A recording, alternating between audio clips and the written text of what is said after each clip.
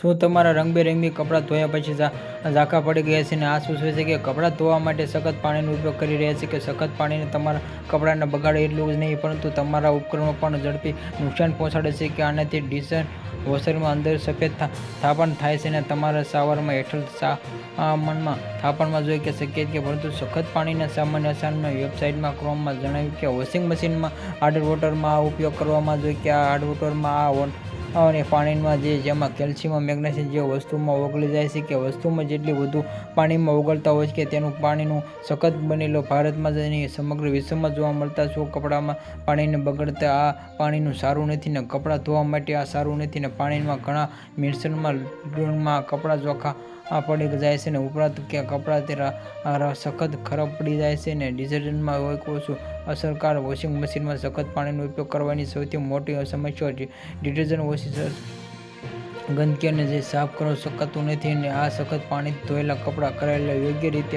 Washing machine hard વોટરમાં વાપરવું જોઈએ.